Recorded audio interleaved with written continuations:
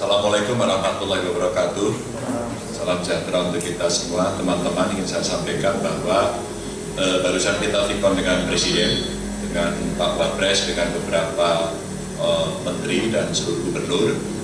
Kebetulan ada 8 gubernur yang menyampaikan, salah satunya adalah kami yang diminta untuk menyampaikan apa yang terjadi. Ada 2 hal yang ingin saya sampaikan. Yang pertama, arahan Presiden. Arahan Presiden seluruh daerah untuk menyiapkan penghitungan teknis. Pertama, terkait dengan aspek kesehatannya. Kedua, terkait dengan aspek ekonomi dan sosialnya. Terkait dengan aspek kesehatan, Presiden sudah mengirimkan alat pelindung diri, overall, dan Jawa Tengah mendapatkan 10.000. Alhamdulillah tadi malam sudah sampai dan langsung kita distribusikan ke beberapa titik, tentunya secara bertahap. Yang kedua, rapid test segera akan dikirim juga ke Jawa Tengah, tapi tadi saya cek ke Kemenkes, mungkin baru akan berangkat hari ini. Pak Presiden juga meminta ke daerah menyiapkan nanti penggunaan rapid test itu dengan bijak. Presiden juga menyampaikan agar menjaga jarak di antara masyarakat dan mengurangi kerumunan massa adalah sebuah keharusan. Beliau ceritakan dari seluruh data yang ada di dunia, pilihannya berbeda-beda termasuk lokalitasnya. Ada 3 skenario tentu saja. Skenario pendekatan yang paling soft, agak terbuka, agak sedang, terus kemudian skenario yang paling buruk kalau seandainya terjadi. Nah, minimal kita diminta untuk membuat skenario sedang. Nah, skenario sedang inilah masih memberikan kesempatan orang-orang untuk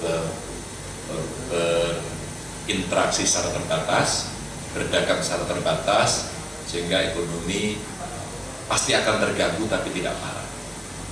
Pak Presiden memberikan catatan-catatan yang sangat detail, bagus banget, justru memberikan informasi kepada kita.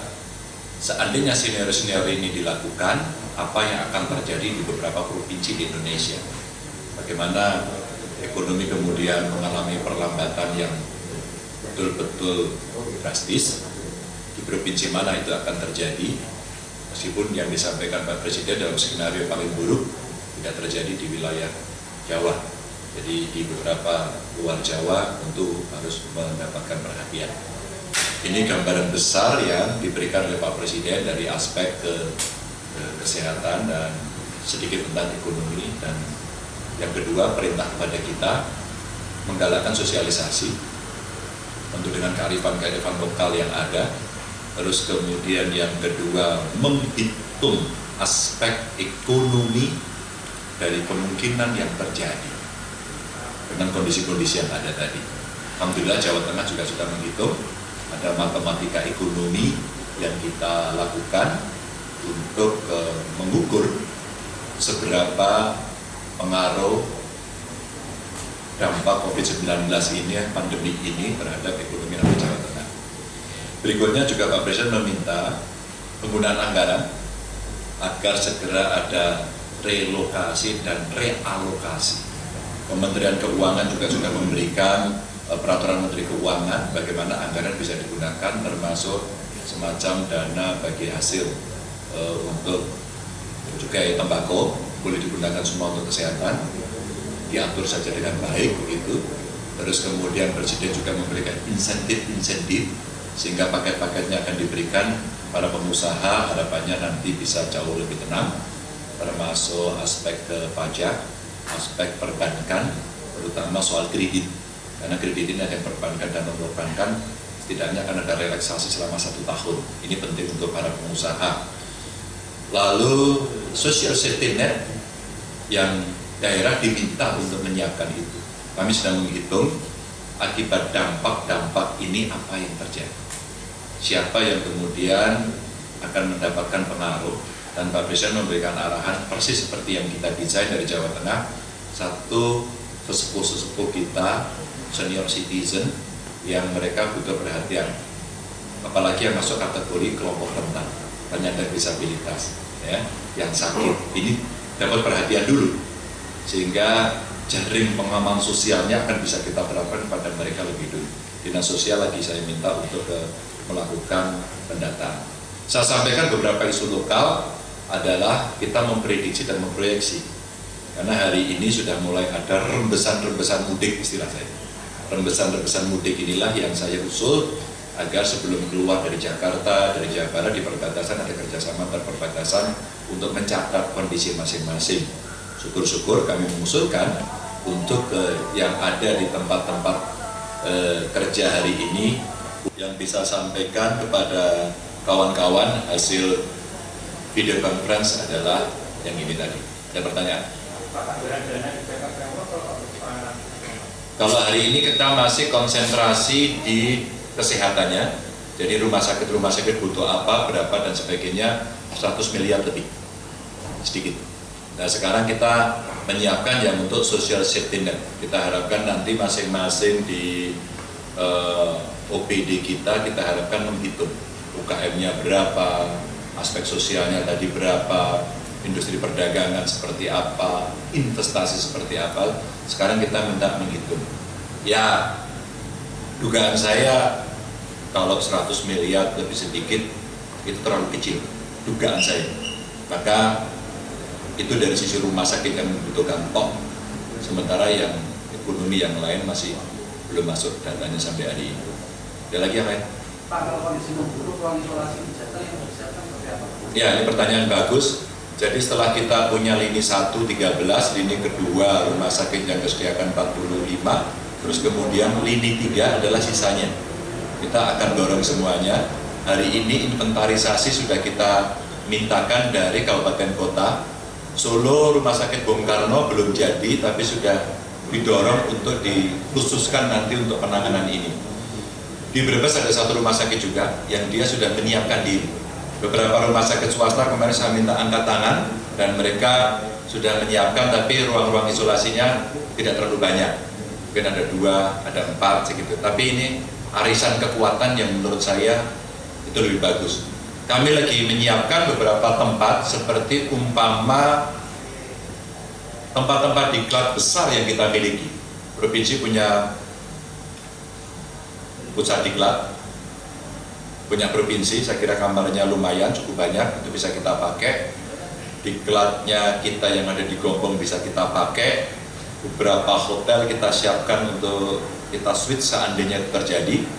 Dengan TNI Polri juga kita sudah meminta kepada mereka nanti kira-kira mana dari aset mereka yang memang itu memungkinkan untuk dipakai. Dan terakhir sekarang saya minta ada berapa tim dari Jawa Tengah.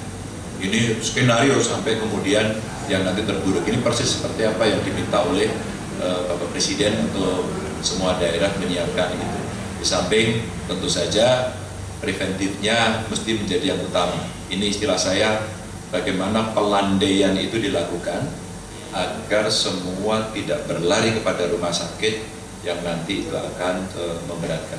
Hari ini saja beberapa dokter, saya tidak menduga, saya hanya kasih kirim bunga kepada rumah sakit, hanya mengucapkan selamat saja, mereka bahagianya luar biasa.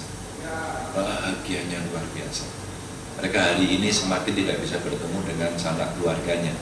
Maka sekarang saya lagi minta perhatian-perhatian yang dibutuhkan khusus untuk mereka berkaitan dengan aspek kesehatan, alat pelindung diri dan sebagainya, termasuk aspek psikologi dan spiritualitas yang mesti kita berikan dukungan agar mereka semua semangat. Ada lagi? Apa itu? Yang belum ada cerita. UN Pak, apa sih? Kan sebenarnya ditunda. Terus kemarin apa itu? UN hari ini setelah rapat dengan Gubernur, Presiden melanjutkan ratas tentang UN. Kita dari provinsi juga sudah dimintai langsung, Dinas Pendidikan kita dimintai langsung ke Kementerian Pendidikan apa yang akan terjadi dan sebentar lagi akan diumumkan. Trennya tidak ada UN. Setelah masa tanggap darurat diperpanjang untuk pelajar gimana Pak? Diperpanjang juga? Kita masih lagi lihat apa perkembangan sampai hari ini, karena hari ini yang kelas 3 saja kan masih US ya. Masih US, kita akan lihat perkembangannya dengan melihat situasi yang ada di luar. Karena begini, bukan tidak terkait, yang istilah saya mudik cepat ini terjadi. Jadi para pemudik sekarang mungkin karena beberapa perusahaan atau kantornya sekarang di Jakarta mulai mengurangi jam atau mungkin malah sudah tidak beroperasi, mereka memilih pulang kampung. Yang pulang kampung ini kalau mereka fit, kita tidak apa-apa. Tapi kalau mereka tidak fit, ini akan bisa berinteraksi lagi. Maka siswa atau siapapun yang mestinya di rumah, dia akan ada di luar. Dan kemudian ini akan terjadi tabrakan lagi, bersentuhan lagi, dan ini akan bahaya. Maka tim kami lagi menyiapkan untuk menghitung ini baik-baik. Saya terima kasih umpama Jepara kemarin cukup sigap ke 44 bis itu didata satu persatu. Tapi baru didata loh ya, kita belum bisa melakukan checking lebih dalam. Nah kalau besok kita bisa melakukan rapid test akan lebih baik. Meskipun Presiden tadi menyampaikan tingkat akurasi alat rapid test itu di bawah 60%. Tadi disampaikan, mungkin lebih rendah lagi. Dan kami minta izin, seandainya dari sekian alat rapid test yang macam-macam itu dengan harga yang variannya macam-macam, saya minta izin Bapak Presiden apakah boleh kami mengimpor sendiri. Dan Bapak Presiden bagus tadi, semua harus melalui rekomendasi yang dikeluarkan oleh Kemenkes. Maka kami meminta kepada Kemenkes agar ini bisa dilakukan dengan lebih cepat, sehingga kita mendapatkan rekomendasi mana yang paling bagus. Seandainya itu memungkinkan, kan kita bisa cepat untuk memeriksa yang masuk ke Jawa Tengah itu, sehingga nanti menjadi pertimbangan apakah anak-anak nanti tetap tinggal di rumah atau kemudian mereka harus masuk sekolah. Kami memperbaiki sistem daringnya. Karena ini belajar daring, bukan memberikan tugas secara daring. Maka guru-guru kita upgrade agar mereka membuat gerakan sekolah yang menyenangkan melalui daring. Ada lagi? Cukup ya? Baik teman-teman, itu saja informasi yang kita sampaikan. Doakan semua bisa lebih cepat berakhir. Saya minta kawan-kawan wartawan jaga kesehatan, minum vitamin. Ya kalau meliput jangan deket-deket lah. Gak usah singgol-singgolan. Assalamualaikum warahmatullahi wabarakatuh.